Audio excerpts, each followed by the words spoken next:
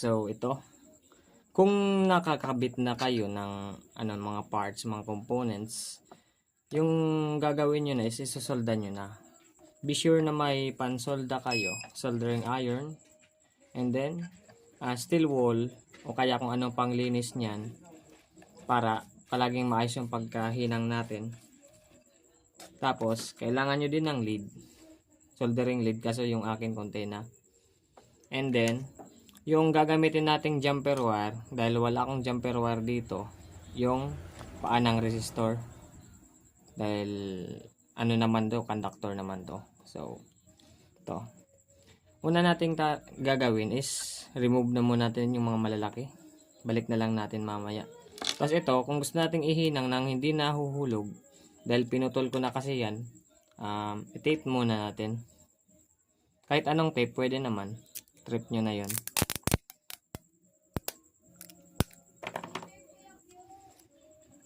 Para di lang siya mahulog sa paghinang natin.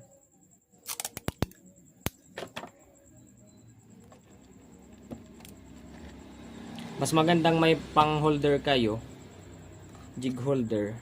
Kung wala, hawakan nyo na lang o kaya patong nyo sa hindi nasusunog na bagay katulad ng kahoy, ay ng din natutunaw katulad ng sa kahoy. Tapos yan, zoom natin. Yung paghinang nito is ganito. Linisan nyo muna tong soldering iron. Pwede kayong maglagay dito ng flux o pwedeng hindi na, dahil kadalasan ng soldering lead meron ng flux. Ganito yan. Ito, papatong nyo muna, tapos ilalagay nyo na tong lead. Yan. Tapos kung umikot na yung lead, yan, tapos na yan. Yan na yung finished product. Solda na yan. Pag tuyo na, okay na yan, oh. Yun namang iba.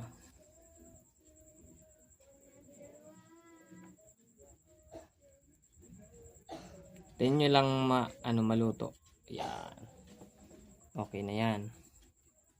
Isa namang diode. Okay. Ito pang isa.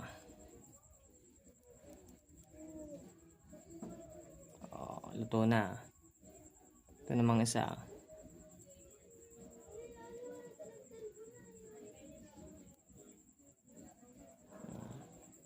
Para hindi masyadong madumi yung hinang nyo, then nyo munang matunaw.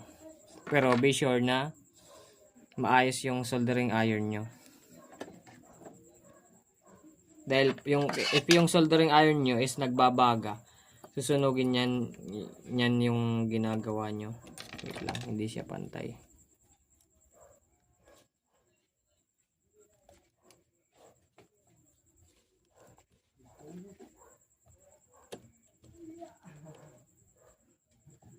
Yan, pantay na.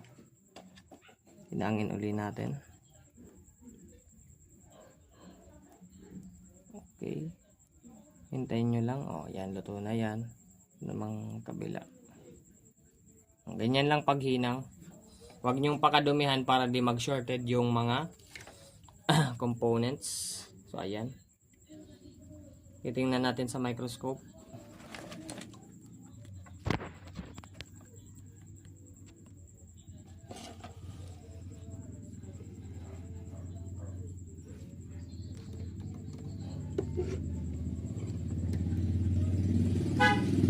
Ayan, pasensya na putol. Ganyan. Siguraduhin nyo lang na walang dumikit sa katabing pads. Pero para dumikit yan ng maayos, bago nyo ihinang, linisan nyo muna ng steel wool yung board nyo. Katulad nito, if sa tingin nyo medyo madumi, linisan nyo lang ng steel wool. Hanggang steel wool lang. Pwede namang sandpaper, pero mas maganda yung steel wool. Hindi siya nakaka-damage masyado. O yan. Para dumikit agad yung hinang nyo. Na tayo. Yapin natin. O yan. Pwede kayong maglagay ng flux. Pero sa case natin, wag na muna dahil may flux naman yung lead natin. Siguraduhin nyo lang malinis tong tip. Ito medyo madumi. Linisan ko lang ng aking soldering iron. Tapos solder na natin. Lapag mo muna yung soldering iron. Pag mainit na, dikit mo ng konti tong lead. Tapos matik naman na yan. Pag maganda yung lead nyo, makintab yan. Pag hindi maganda, medyo blurred. Depende naman sa type ng lead na gamit nyo yan hinang lang natin. Kailangan yung shape ng hinang nyo is mountain shape.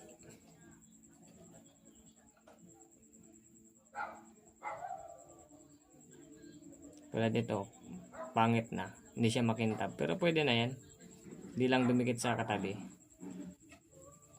Yung liquid na lumalabas, yan yung flux ng lead natin. Pero para mas magumanda, linisan natin yung tip nitong iron. Tapos lagyan natin ng lead ito. Para di siya ganong pumangit.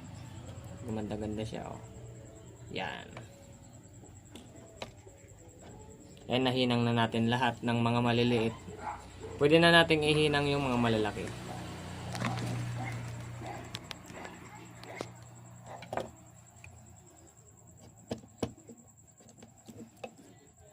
Itong malalaki, mas madali na tong ihinang. Tanggalin muna natin yung tinape natin.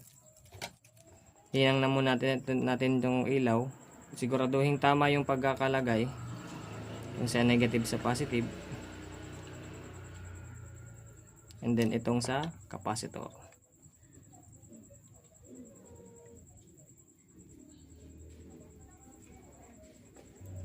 Yan. And then pwede natin ihinang ulit. Hinang na muna natin yung capacitor dahil mas malaki siya.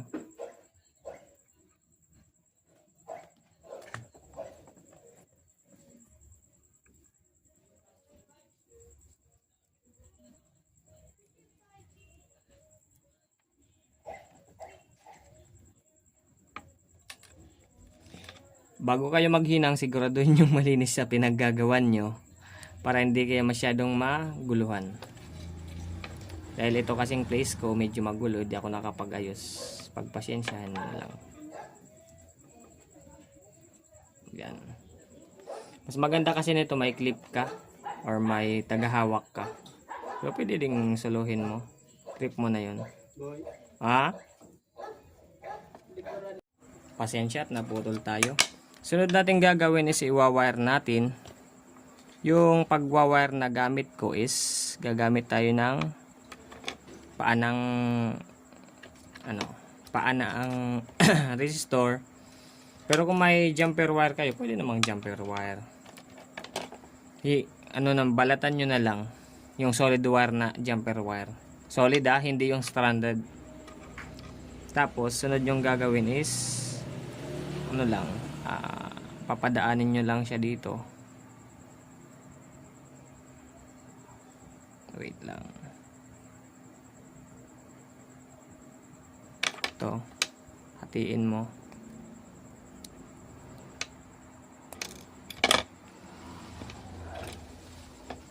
Tapos dito mo papadaanin.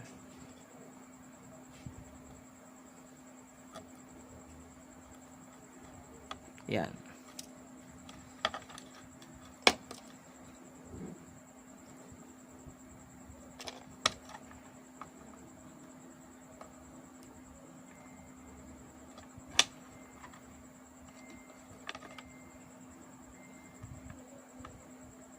Ayan. Tapos sa taas naman. Trip nyo na to kung anong style nyo gagawin para sa jumper. Para magkakonekta yung sinend ko na photo, kailangan nyo mapag-connect-connecta yung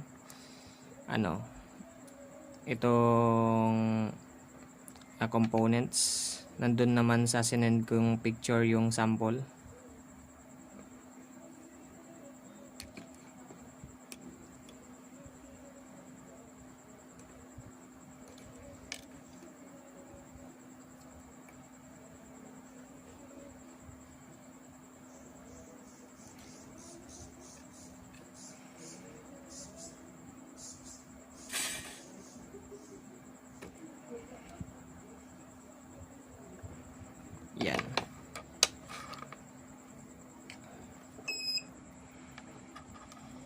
Hinangin natin to para may konekta.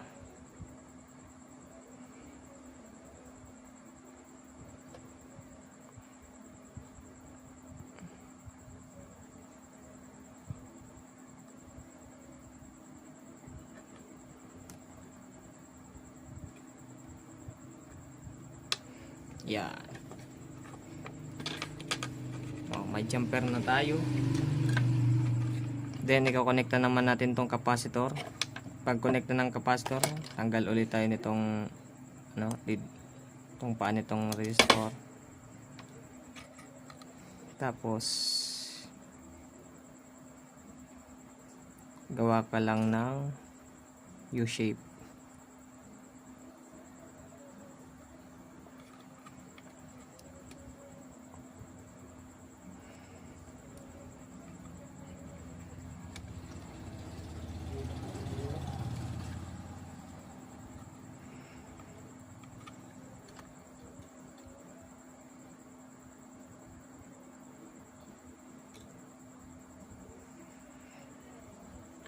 Ito sa taas mo naman to hihinang.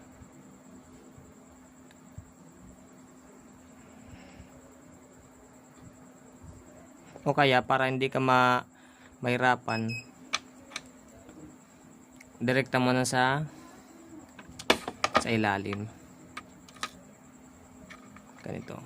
Hinang mo dito.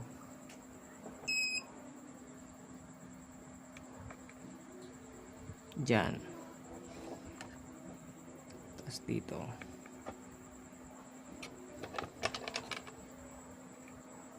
Tapos dito. Yan, hinang mo dyan.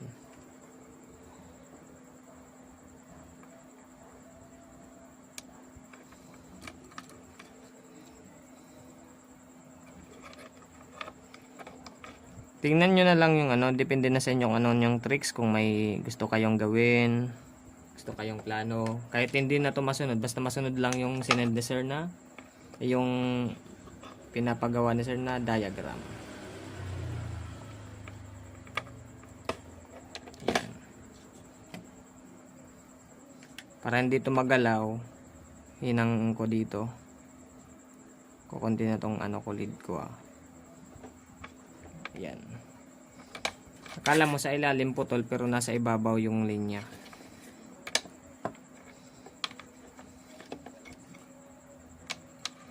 Same din dito.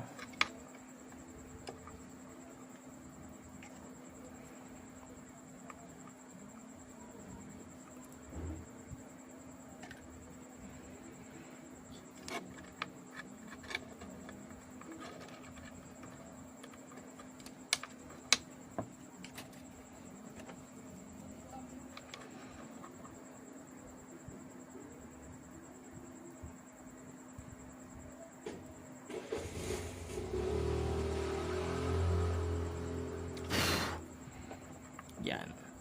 Pero kung gusto niya nang sama tong dalawa, pwede na. Sama nyo na yan para wala na kayong problema. Kapag connect-connectan nyo lang yan, may panghinang naman kayo. Assuming lang na may panghinang kayo.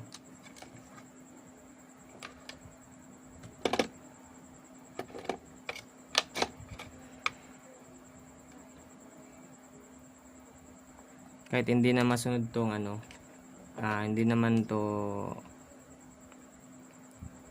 kailangan talaga itong ginagawa ko na.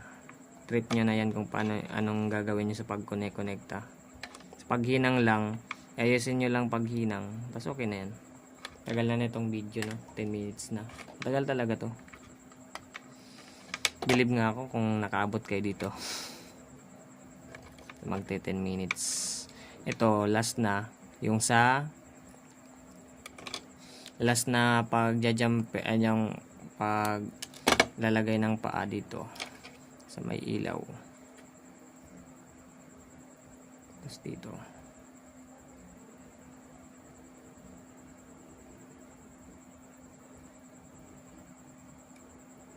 Yan, dyan.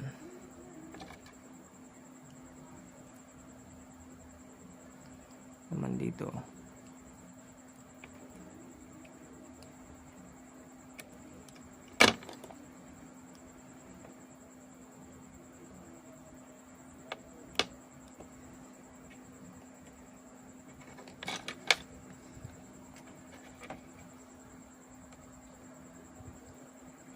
Yan.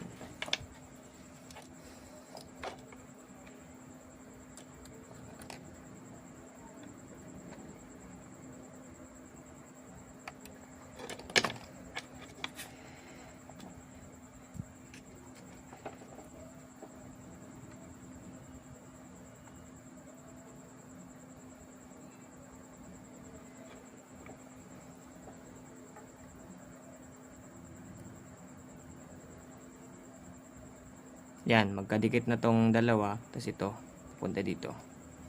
Last na. Sa paglalagay ng connection.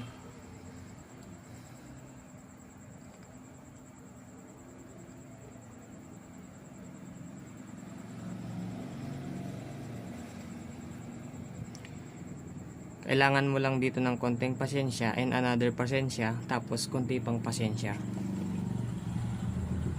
Wag mo rin kakalimutan na magpasensya at magbaon ng dagdag pang pasensya.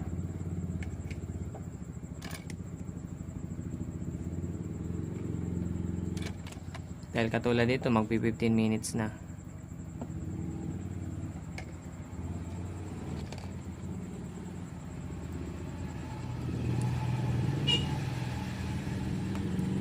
Yan.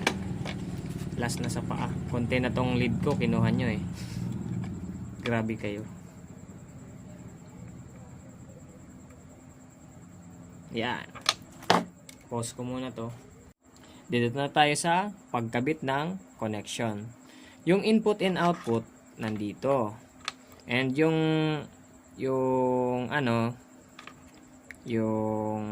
tawag nito, yung output is positive and negative.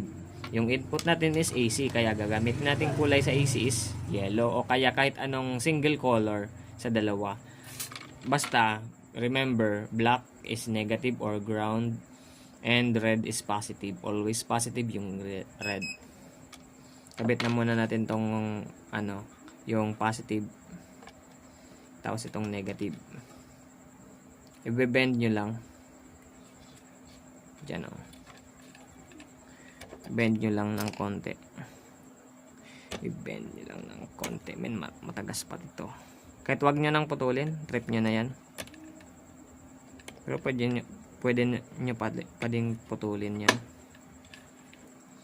Pasensya sa pagsasalita ako, medyo nagro-wrong grammar ako. Kulang kasi baga ako ng ngipin.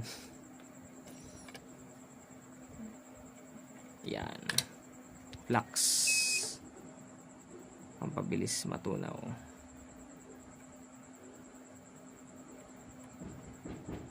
Yan, dumikit na ba? Konti na kasi itong lead ko eh. Naubos na. Sa kahingi. Tapos itong black, yung negative. Paano malaman kung nasan yung negative or positive? Yung pagkalagay nyo ng capacitor, tapos yung diode. Bawal mabaliktad yung LED, capacitor, and diode dahil posibleng umusok at mag-apoy ang inyong full bridge rectifier. Itong ginawa nyo is full bridge rectifier, kaya ingat na lang guys. Dito naman tayo sa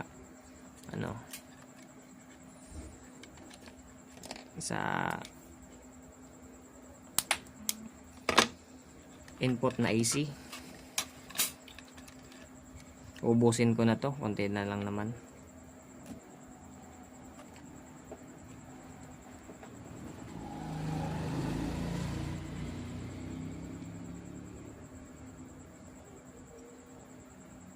Yan. Last one, yung isa. Ito. Punta dito sa baba. Ay, dito na lang. Dahil papadaanan pala yan ng ng connection. Yung kulang pang connection.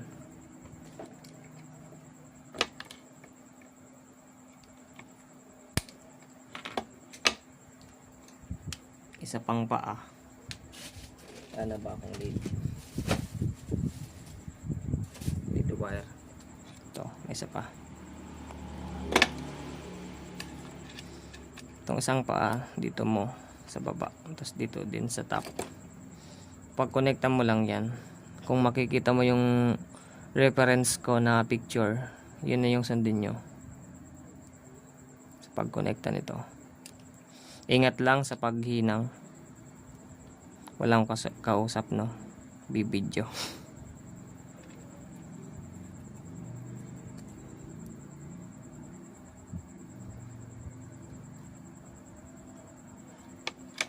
Yan. Ubusin ko na tong lead, soldering lead. Yan. Then dito sa tatlo. Yan, konektado na yan. Bali ito, may full bridge rectifier na tayo. Dalawang full bridge rectifier. Okay, test natin. Kung gusto nyong malaman gagana yun o hindi. Nasaan yung tester natin? Wait lang.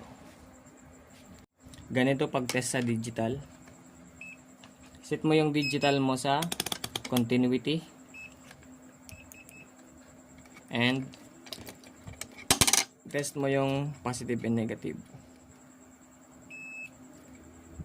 Ito tumunog tapos nawala. Pag binaliktad mo,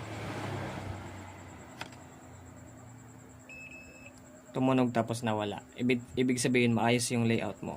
Sunod naman dito, yung resistant ay yung diode. Diode mode. Ayan, may lumabas na diode na maliit.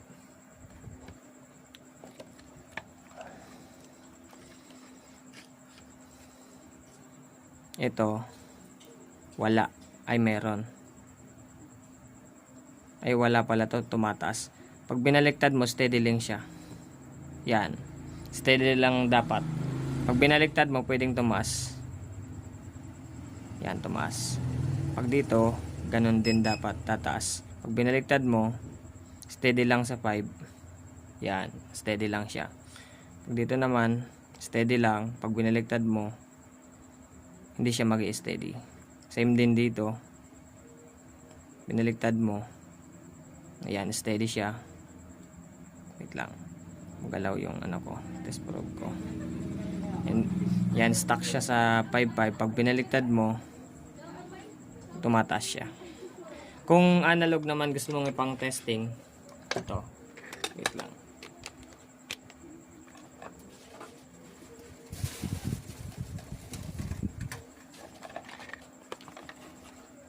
I-set mo yung analog mo sa 1 times 1 ohms ohmmeter. Plug mo yung test probe mo.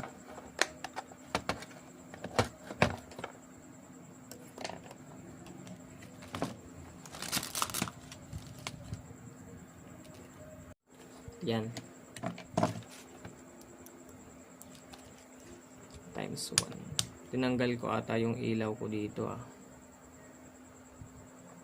Hindi siya carry. Mukhang sira yung ano ko times 1 ko Kaya talagang ilaw Sira ata yung times 1 ko. Ito lang times 10. Okay lang naman yan. Zero mo. Yan. Pag testing nito, yung positive and negative, dapat pumitik siya, tapos babalik siya. Yan, babalik yan. Tapos, ganun din. Babalik uli. Pero pwede siyang mag-steady sa 1K na value. Dahil yun yung nilagay natin na bleeding resistor.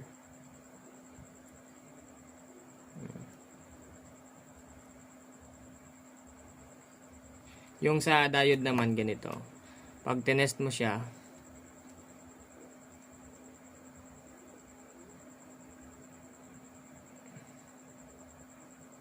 ganyan. May value siya, stuck siya. Pag binaliktad mo, papalo tas babalik.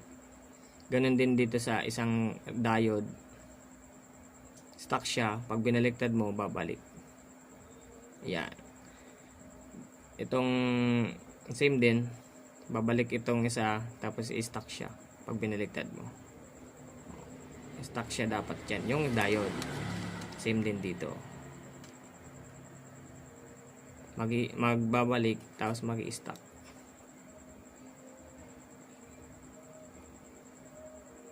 Stuck siya. Okay? Kahit times 10 lang yung gamitin nyo, matetesting nyo yung ginawa nyo kung gagana o hindi. Pag palagi siyang nag-stuck sa times 1, pag pinag-test nyo yung positive and negative niya, it means shorted yung gawa nyo. Ulit kayo ng bago. O kaya, check nyo yung components nyo if sira or hindi.